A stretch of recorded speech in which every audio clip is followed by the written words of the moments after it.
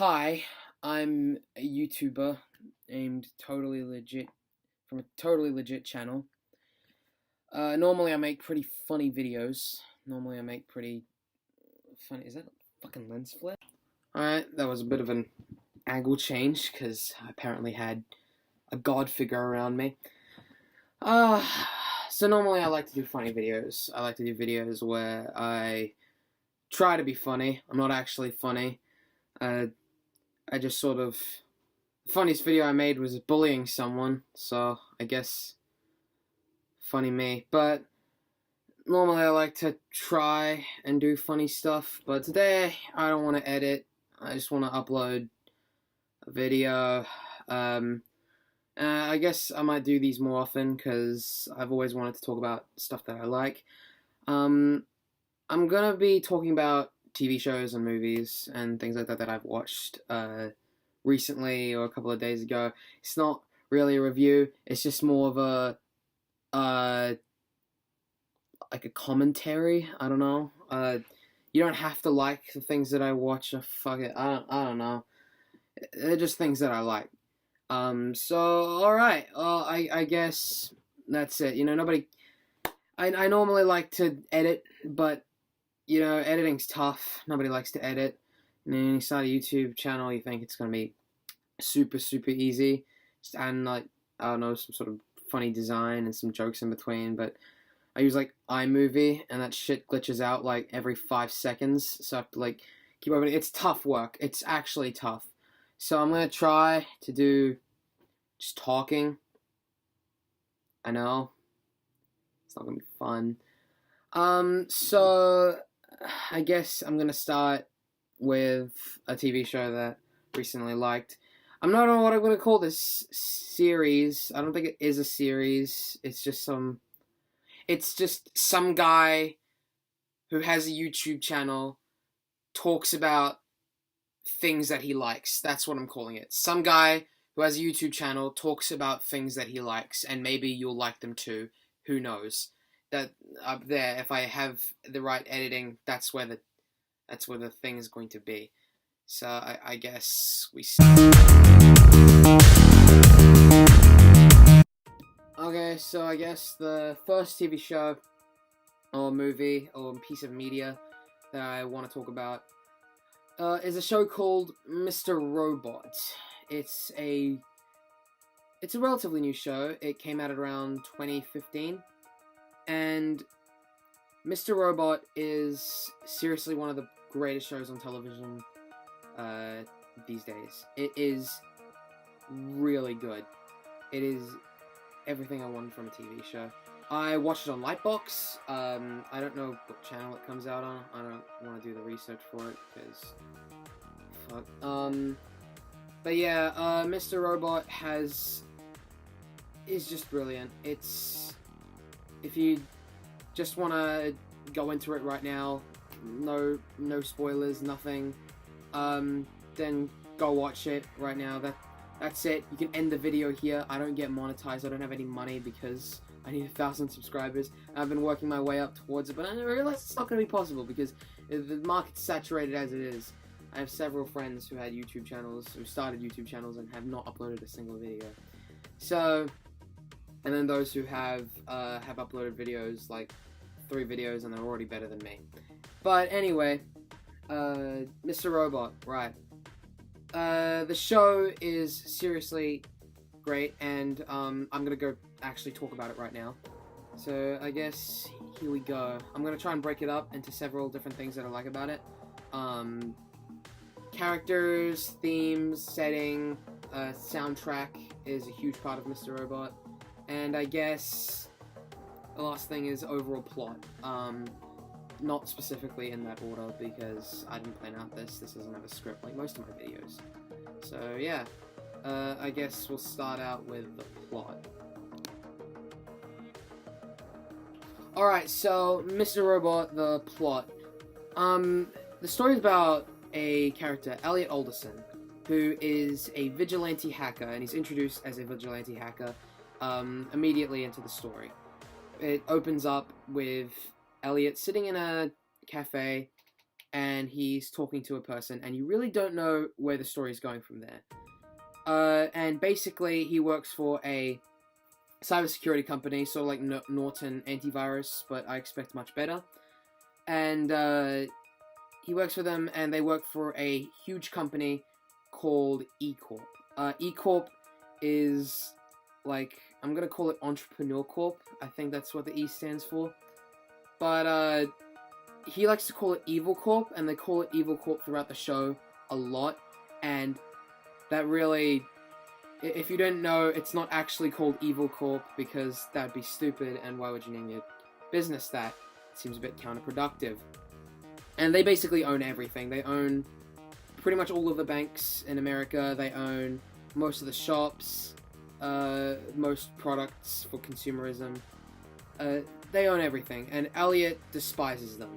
And all he wants to do in his introduction to the concept of Evil Corp is he wants to bring them down, but he has no idea what to do or how to go about it. And when the company that he's working for is attacked by a hack, pretty much, like a Trojan virus, and Elliot goes to investigate it, and he disables the hack, but he finds a bit of a message inside of the hack welcoming him to this sort of hacker group called F Society. And that's where the show takes off. He basically meets a character played by Christian Slater. Elliot Alderson is played by Rami Malek, that's right. Rami Malek, who was one handsome boy. And Christian Slater, he meets the character Christian Slater, who is known as, throughout the show, I don't know if he's known as this character throughout the time. They don't really say his name much, but they call him Mr. Robot. So that's pretty much the character's name, and that's pretty much the plot summary. It seems like a bit of a basic plot, and it seems like about taking down the man, sort of. But then the plot starts to progress, and as you realize as you go further into the show, you start to realize things are not as it should be. And what they're trying to do, what F Society is trying to do, which is trying to take down this huge, massive corporation, Evil Corp, what they realize is it's not as straightforward as they believe. It is actually quite a journey to take down such a huge conglomerate like this.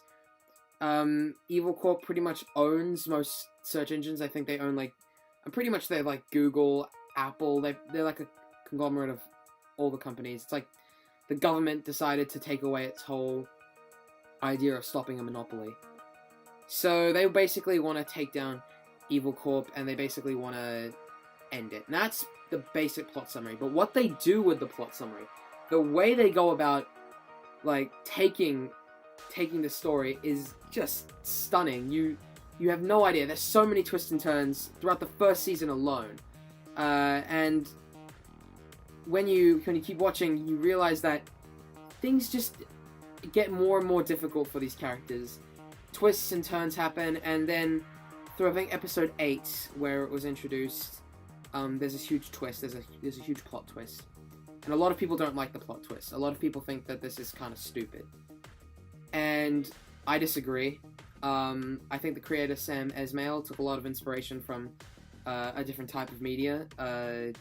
If you've seen the show, and you've seen, like, the near end of the show, season 1, and you've also seen the movie I'm talking about, you probably know the correlation. You probably know that Sam Esmail is a big fan of this certain director's work. And the twist is really well done, and what they do with it is just great. Throughout the entire, like, series, the twist has, like, profound impact through it. And I think it really takes off after that. But season 1, episode 1 especially, hands down, one of the greatest pieces of media out there. And it speaks a lot about taking down the man and how people view capitalism and why people view capitalism that way. Season 2 is basically they've sort of done what they wanted to do in season 1. They do this huge hack on E-Corp, and because of it, it completely screws up the entire world. Because E-Corp runs pretty much everything. It screws up everything. And when they realize this, it kind of brings them all down. It kind of destroys everything that they stood for, and they have to keep the actions of their destruction going. F Society is now trying to keep every American citizen, every worldly citizen together by saying that it's all E-Corp's fault that this has all happened, when really it was all their fault. And the main characters, who I'll get into, have no idea what to do about it. And Season 2 is basically them coming to terms with what they've done and what they need to do to fix it. Season 3 is them fixing it. Season 3 is them trying to undo what they did in Season 1, because they realize that by the end of Season 2, the whole world is completely and utterly just in the shitter. It is gone. The economy has crashed, and everything has gone downhill, and certain governments are trying to take control of America. And I don't want to spoil anything more, because the show actually requires you to watch it and you'll understand. But for now, there's the plot summary. I'm gonna try and do one here, otherwise, I don't know, maybe a little bit of a presentation. So, yeah, that's basically the gist of the Mr. Robot plot. Alright, let's get into the themes of Mr. Robot. Mr. Robot, oh my god, Mr. Robot tackles many themes. On the surface, it's a sort of a critique on capitalism and money, and sort of how we spend it and why we spend it, and how dangerous companies can be to manipulate us. But at the same time, how stupid we are as consumers for falling for even the most basic tricks in the way we sell things. E-Corp especially is shown to be, well, evil a lot of the times, but they also have good people in them.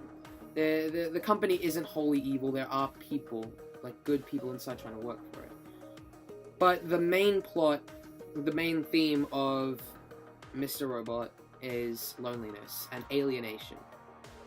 Every character, you just want to give them a hug. You just want to give them a hug and say, it's okay, buddy. I'm here for you. No need for this. Every character is so alone. Every person in the world in this show is so alone. Everyone's separated from each other. You rarely get glimpses of happiness. And when there is happiness, you really cling on to it, because there really is. And even the funny moments in the show are played off to be just terrible, like just struggling. And it's funny because of how it is. The themes of mental illness in the show as well, like depression, anxiety, schizophrenia, all of these things really play a part into each character, which I'll go into detail again. I think the characters really make the show, but enough about that. Themes of alienation, that's right. It is not just about alienation between people. For instance, like, Elliot is really detached from everyone in his world. Everyone, just like, hates each other in this show. But the main, like, sort of theme of alienation is alienation through money.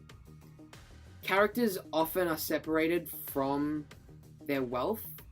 For instance, one of the characters, Angela Moss, is much more wealthy than most of the characters because she works for E-Corp, well, a little bit later on in the series.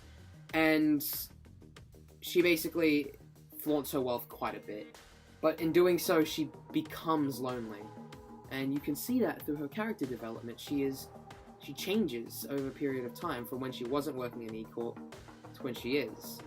And because of that, you can tell, like, things are weird. Like, you know, she starts off as such a nice character, and she gets a bit weirder on, which I'll go more into detail about it later. But alienation through consumerism and through loneliness, and even through, like, things like God. In Season 2, Elliot tries to join an AA group, and he tries to, like, listen to all these people's stories, and he basically realizes that he kind of is alone, and that he doesn't have anyone. Even God is not there for him, which is just sad. I guess that's it for themes. Moving on.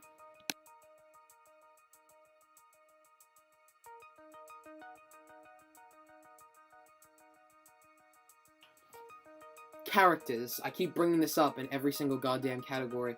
Characters. The characters in this show are just brilliant. From Elliot to even the most insignificant characters, like the guys from the FBI. Like, they all have their own story, and they're all so separated from each other. I guess I'm going to talk about a few of my favorite characters, but you really have to watch the show to get all of them. I'm going to talk about Elliot. I'm going to talk about Mr. Robot, which I won't get into too much because there is spoilers about him. Dominique DePiro, who is the FBI detective who was investigating the hack that F Society did. Darlene, who is pretty much in charge of F Society, who pretty much started it all in Season 1. And I guess that's it for now. Oh, I'm also going to be talking about this character in Season 3 called White Rose. And there's going to be a little bit of spoilers for that. I'll warn you when the spoilers will come up, and I'll also add maybe a time mark if you don't want to hear about them. So, alright. We'll start with Elliot. Elliot is the incarnation of loneliness, but at the same time care.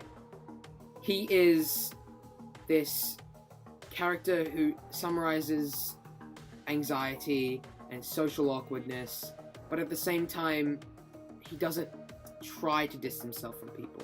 In fact, a lot of the times you can see him doing good. Throughout the entire series, Elliot tries to fix the situations that he's in. From Season 1, he starts off as this hacker vigilante. Think of the story as a bit like a better version of Watch Dogs. Because just a way better and more accurate version of Watch Dogs. Elliot being sort of, I don't know the guy from Watch Dogs, the hacker dude. Elliot is a sort of hacker who hacks into different sort of websites and people's lives, and he tries to figure out if there's any discrepancies, and if he does, he sends an anonymous tip to the police, and then they go and arrest them, and he's never been caught for doing it. But Elliot really tries to bring out the best in other people. He tries to, like, fix the situation of where he lives in, and you can tell that he's a nice person who is just alone. He doesn't have much interaction with people. The only real interaction that he has with in Season 1 is his drug dealer. And even then, like, it gets kind of sad later on. And he tries to have interactions with the other guys from F Society. It's a small group, but even then, he doesn't really know what he's doing. And he's supposed to be sort of like the co-leader, like the second leader. But he has no idea, like, what to do. He's not a very confident character. He's not a very strong character. And that brings me to the second person I'm going to talk about, Mr. Robot. Mr. Robot is the antithesis of what Elliot is. He is a very charismatic, douchey, uncaring bastard. He really is a terrible human being. He is actually really sociable, and he can be sociable. He can talk to people. He has a lot of emotion. Elliot's usually very restricted in what he says and what he does. Mr. Robot's always out there. Elliot's not very strong. Mr. Robot is a fucking kung fu machine. They're very different, and their interactions throughout Season 1, Season 2, and Season 3, and hopefully Season 4 and Season 5, because the way they ended it in Season 3 and what they're going to do with him, I can't wait. But Season 1, their interactions are really well done. They are complete opposites. A lot of the times they disagree, but a lot of the times they do agree with each other. Mr. Robot's always there for Elliot. You can tell in Season 1 they're like brothers. In Season 2 it doesn't work out that well because of certain things. In Season 1, they are very close with each other, and Mr. Robot needs Elliot. Mr. Robot pretty much runs F Society. And he does his best. He does his best to do what he has to do to bring down E-Corp. His entire like existence is bring down E-Corp no matter what. And it is heavily brutal with what he does. He doesn't care. He has no remorse for who he damages in that. Elliot does. He's the sort of moral sort of angel on the shoulder character who tries to stop it. Like, he tries to do the good things, you know? And Mr. Robot and Elliot are always with each other throughout the series. And then we'll go on to Darlene, who is pretty much the second sort of F Society character, and she's probably the most prominent throughout the series as well. Like, she pretty much leads F Society in Season 2 and Season 3. Also, like, the way she's written is very emo-y, like, very, like, teenage sort of, like, oh, dude, are you gonna do that to me? You know, like, a very, like, sort of mellowed out type of girl who probably smokes weed on a daily, hourly basis. But the writers are just good enough to make her a well-made character. Like, honestly, she is seriously insanely good at what she, like, does. Who else is there? I guess Dominique DePiro. Dominique DePiro is seriously one of the best characters in the show, and that's saying something because she's introduced in Season 2. You don't see that much of her throughout, like, Season 1. Oh, look at that. I guess I got a notification, about playing a game with a friend of mine. Anyway, yeah, no, Dominique DePiro is introduced in Season 2, and she is... what an interesting character.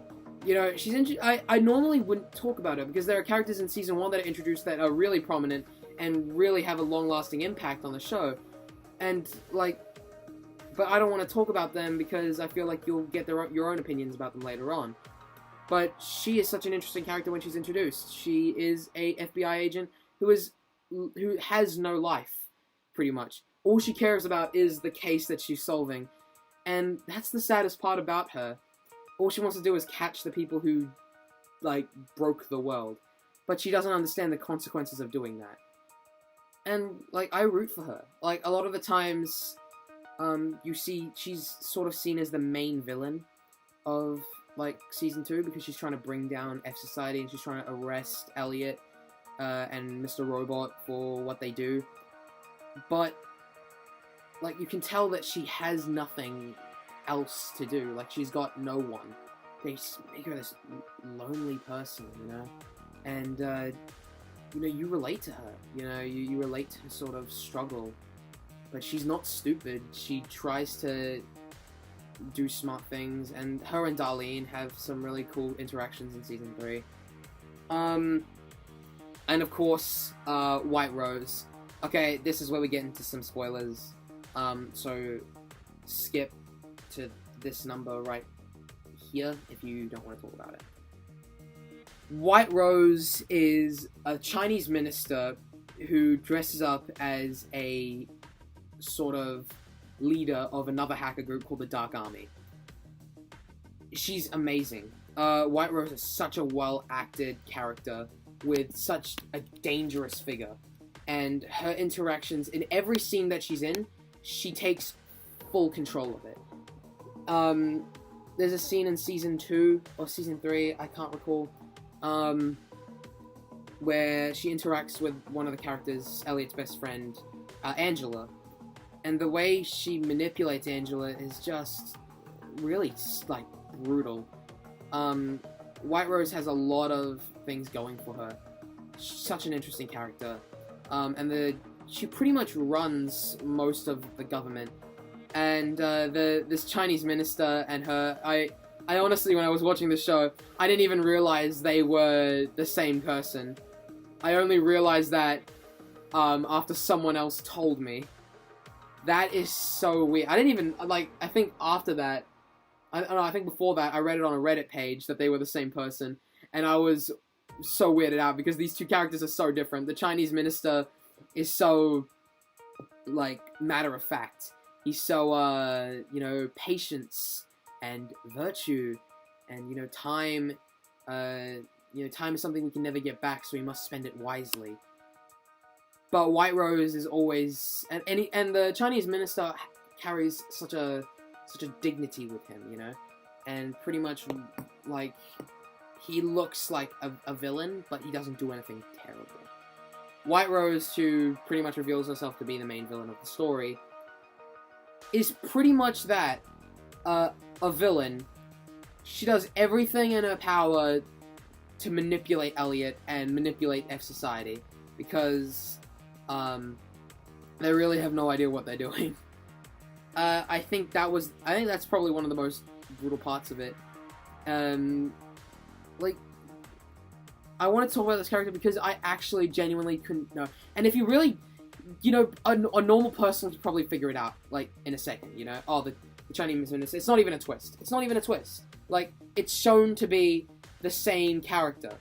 The Chinese minister and White Rose, and I completely just glossed over it because the characters are totally different, and I was waiting for them to interact. I always thought the Chinese minister was going to talk to White Rose about it, because I thought that the Chinese minister was, like, White Rose was the Chinese minister's boss, right? I thought that that's what it was. They're the same person. Like, I'm an idiot. My laptop's starting to overheat, man. It's gonna explode. Alright. Directing. I guess through season 1, pretty much, Sam Esmail, who's the creator of Mr. Robot, has directed most of the episodes of season 1. Season 2 and season 3, he directed all of it. He has a vision for the story. He knows what it's going to be. It's not tainted by anyone. Sam Esmail knows what he's doing. And I think that's, like, the best part of it. He is such a good director. Oh my god. Everything he does is done with such precision and such, like, love for TV. He has this really defining way of working the camera, where it's not constant moving. In most shows, the camera's moving, or the camera's stationed somewhere, and the cars or the characters are moving, or it's like on a moving, like, roller or tripod.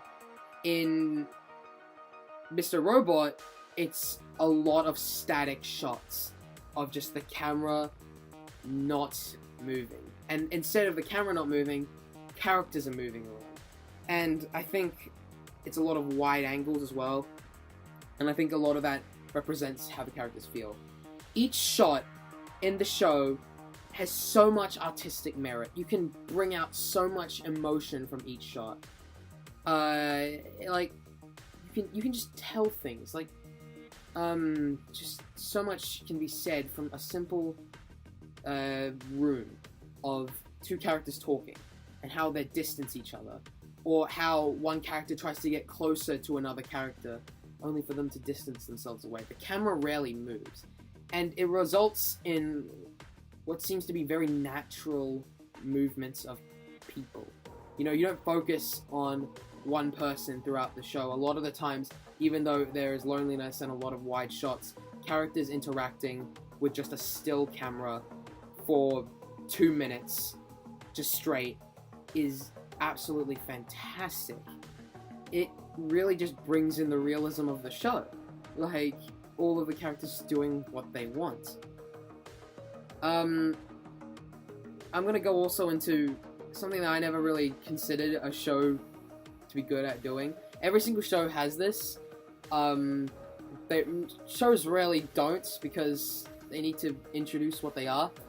The intros to the show are so good. Like, every single intro to Mr. Robot, I look forward to just seeing how the Mr. Robot logo pops up. Like, why? In even something like, I'm gonna try and compare this to Adventure Time, where it has or even Steven Universe, which are cartoons, I know, nothing comparative. They have nice soundtracks, and music plays a lot of part in them. And when in the intro, you kind of look forward to it, and I know I did. And, I loved them, but they're so boring after a while. After you watch a show a lot, like, after you have a lot of, time with a show, you tend to skip the intros. Mr. Robot, once I've never skipped an intro. Like, that's something, like, that can't be said for most shows. Even Game of Thrones even has, like, such a badass intro. It gets stale after a while. Mr. Robot never gets stale. Every intro scene is so creative. especially episode 7 of season 2, which is supposed to be making fun of what are they called? Sitcoms, like Full House. Like that was so well done, and you know it also gave me chills. Like a lot of the intros in Mr. Robot, a lot of things in Mr. Robot are just terrifying. The way it's directed, and also the way characters are written and characters are directed too. Like, let's have another comparison to Game of Thrones. Game of Thrones characters die, and you reckon after a while you seem like, okay, they're gonna die. I mean, I like this character, he's great and all, but he's gonna die. You know, that's, you know, whatever. Oh well, spoiler alert, skip 10 seconds ahead. Jon Snow died, oh well. You know, that a character like that can die and no one cares. Mr. Robot, when a character dies, you freak out. They kill great characters a lot. And you know, you realize that, you know, no one's really safe, but at the same time you want them to be safe, because Game of Thrones has too many characters. Mr. Robot has a very finite amount. I remember all the names of every character, pretty much.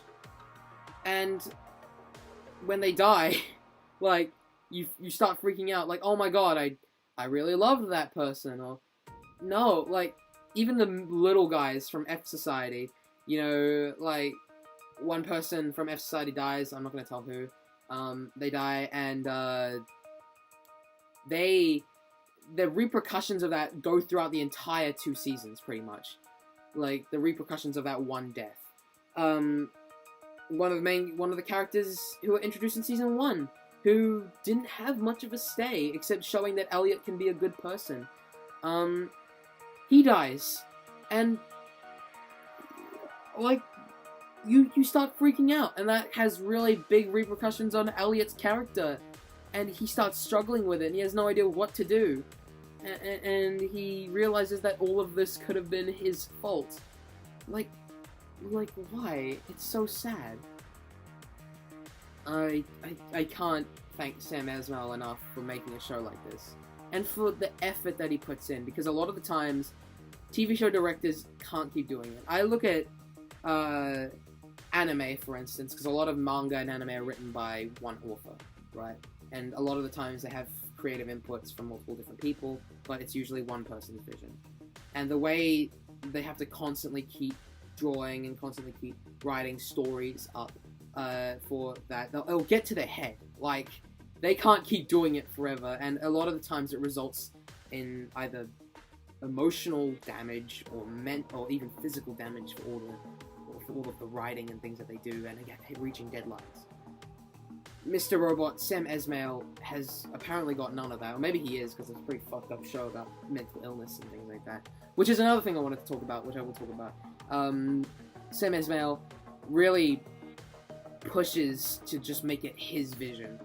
You can tell, like, I mean, the first episode of Mr. Robot is directed by someone else, but that director pretty much followed the vision of what Mr. Robot would be for the rest of the show. And episode 1 is probably my favorite episode. Like, it introduces all of these concepts really easily for the person, the average watcher. Which brings me to physical and emotional pain. Mental illness and how it's portrayed in this show. It usually likes to do it via glitching, because it's a hacker show. It's pretty much about hacking, and which I'm also going to get into, the hacker scenes and the editing for it. But, the way it portrays mental illness, it's like a broken computer. Where people are sick, or where Elliot feels lonely, a lot of the times it is compared to his character glitching out and him going black. You know, there was a scene in season 1 where he just went black for like 3 days or something like that. Like, he didn't know what he was doing. It was a blackout. And then when he turned on, when his like program restarted or reset, and he comes back, it's shown to be kind of a problem, because a lot of stuff has changed in those 3 days where he wasn't awake. And mental illness is portrayed as such a sad thing. Well, it's also portrayed as being relatively funny. It shows some really funny scenes with it. For instance, Elliot trying to stay awake for as long as possible. he constantly takes Adderall. As Adderall, I can't remember, but he doesn't want to fall asleep, and because of it, he becomes so hyperactive that he doesn't even know what's real anymore. And when he's in that AA group, his interactions like shouting "Amen" at the top of his lungs. But then it's also used for very disturbing things, like how you can't tell what's real or not. A lot of the times in Mr. Robot, you actually can't tell what's real. Like, also another sequence in Season 2, where he just gets pulled off the street and then fed concrete. And then that turns out to be fake, like, as well. Because you know they're not going to just kill off Elliot. I mean, like, they probably wouldn't do that. Or maybe they would. Maybe they would. I don't know. It's Mr. Robot after all. But they could literally just kill off a character, and, you know, the mental illness portrayed by it via a broken computer is just absolutely phantasmal. Which also brings me to broken computers, hacking. Hacking is so well edited in this show. Normally hacking is so over-the-top dramatic, or it's boring. You know, it's not fun at all. You know, I'm gonna make another comparison to a piece of media, not a show, a video game, Watch Dogs, which I mentioned earlier, which just has hacking, and the hacking is just puzzles, and it's boring. Like, I played it, and you just solve puzzles. Maybe there's a timer. Ooh, there's a time limit. Oh no. Or hacking is portrayed like in CSI Miami, where it's a bunch of people calling each other like, oh, triangulate location. Oh, zoom in. Enhance video. You know, like, it's stupid. Like, it's really dumb. But in Mr. Robot, Elliot lives for the job. He lives for hacking, and you know, he talks about it a lot when he does it. How he hacks into people's lives, but also the danger and the responsibility that comes with it. He doesn't know what to do with it, and that's the strangest part. Like, once he has that ability, he just uses it. He goes all out. And he loves it. He absolutely adores like hacking, and the way, especially like the main hack of E-Corp during the show, or the main how he hacks the main villains and things like that. They're so well done. Like, I can't imagine a show doing it better than that. It's so realistic. You can see the codes and everything, and there's a lot of Easter eggs in the codes as well. You know, even the first episode, there's an Easter egg in the hacking that happens on the AllSafe network at the beginning. You know, and he realizes this, and that he uses it to his advantage to stop it. It's quite an interesting TV show about hacking and things. Which brings me to the final part of this stupid commentary, the soundtrack.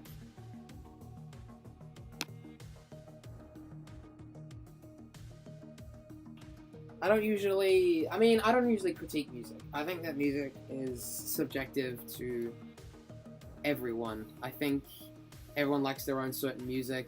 Some people like jazz, some people hate it. Some people like rock, some people hate it. Some people like pop music. A lot of people like pop music. But then lots of people hate it. Mr. Robot has a soundtrack as well. You will probably not like it. It is a weird one. It's a very robotic, sort of monotone soundtrack. But, that being said, it's not just the soundtrack, it's the way they use it. The Robot soundtrack, for me, is pretty goddamn great. I listen to, let me actually look it up, because, it actually is, that cool. It is what'syourask.m4p, I believe. M4p. Yeah, what'syourask.m4p.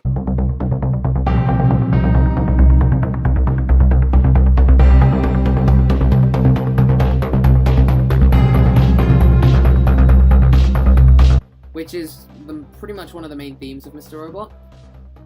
Holy shit, that's such good music, and the way it's used as well. I'm probably playing it right now.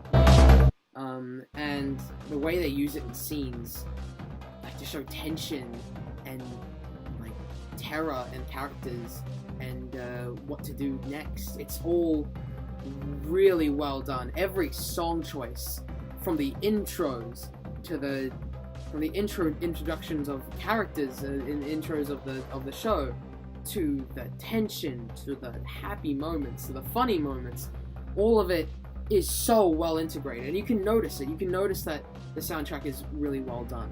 Like, Mac Whale, I think that's his name, is just absolutely a great composer, and I think it's perfect. Perfectly done. Maybe a few plot problems, I think, in my opinion. Maybe the soundtrack gets a little bit repetitive, which is another problem. But I think everything else about it is really well done. That's my complaints for the show. I highly recommend you watch it. I wouldn't have it any other way but to watch it again. I've watched season 2, certain episodes of season 2 to just get the plot again, because I just love seeing these characters interact with each other, and everything going on. I love how they try to just unfuck the world. I love how the soundtrack just matches the scenario. Love the directing and each shot. Every time I look at a shot, Mr. Robot, I'm like, what is this telling me about the characters? And it's so simple. It is just that simple to understand what's being told. It's like a English essay done right, in my opinion. You know? You can easily just tell what's going on in the scene, what's happening. And I never once got bored. There's so many better characters out there. Tyler Wellick, who is like an ode to American Psycho, and how he is just insane. He's not he's shown to be like the main villain, but he is really just a crazy guy. What else is there? Gideon, who was a really nice character, who's shown to be just a nice, loving person to Elliot. The guys from F Society, once again, fabulous. It's so well cast. Everything is just beautiful, and I could not have it any other way but for you to watch the show and appreciate it yourself. This is also a call out to someone I know, a new, relatively starting YouTube channel, who, by the way, get on my level, 24 subscribers. Now he probably has more than me by now. Maple Leaf, I'm gonna try and this cute little huggable bastard right here, and coochie coochie goo. I want to tell you to subscribe to him, because I also want him to analyze Mr. Robot if he can, because goddamn, I love this show. It's just great. Let me know if you want me to do any more of these. I'm probably not gonna listen to your comments. I barely read the comments anyway. Yeah. I don't know why I do these videos. I don't even know why I do them. I don't know why I do it. Why should I do them? Like, it's not my job. I'm not that funny, smart, handsome, deliciously good at editing. Like, I mean, like, you know, fuck it, you know? What is it? I think Ralph the Movie Maker, who is an inspiration of mine, did already a video like this already. And, you know, pretty much just saying what he's been saying the entire time. Like, that's it. I've got nothing better to add. I've got nothing better to do. Like, I mean, like, I don't know, go watch better YouTubers. I don't know why you subscribe to me. I don't know why anyone subscribed to me. I have self-esteem issues, alright? I'm deaf in one ear. Trump's gonna be president for a second.